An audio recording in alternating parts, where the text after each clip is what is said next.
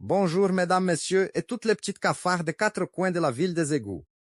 Bienvenue dans une nouvelle édition de Barata News avec tout ce qu'il faut retenir des 16e de finale de la Coupe du Monde. Et nous commençons avec l'une des grandes surprises de la journée. La Côte d'Ivoire et la Norvège se sont livrés un duel très disputé.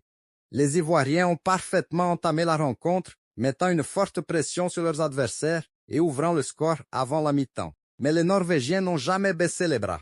En seconde période, ils ont pris le contrôle des offensives et sont parvenus à renverser la situation pour s'imposer 2-1 avec beaucoup de caractère et d'efficacité. Ensuite, place au choc entre la France et la Suède.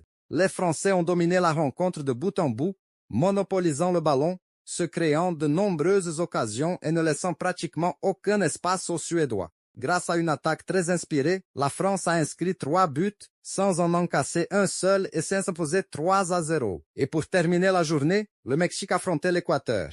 Les Mexicains ont commencé la rencontre en mettant beaucoup de pression et ont été récompensés avant la pause en ouvrant le score à la suite d'une superbe action collective. L'Équateur a tenté de réagir, mais la tâche est devenue encore plus difficile lorsqu'un joueur équatorien a reçu un carton rouge, laissant son équipe à 10. En supériorité numérique, le Mexique a parfaitement maîtrisé la fin de match et a inscrit un deuxième but pour s'imposer 2-0. Jusqu'à présent, cette Coupe du Monde nous offre un suspense incroyable. Même lorsqu'un favori semble avoir le contrôle, il suffit d'un tout petit moment d'inattention pour qu'une énorme surprise surgisse plus vite qu'un cafard quand on allume la lumière dans la cuisine. C'est tout pour aujourd'hui. Et n'oubliez pas, dans cette Coupe du Monde, les favoris entrent sur le terrain, mais au final, c'est toujours le ballon qui décide. Merci à toutes et à tous de nous avoir suivis.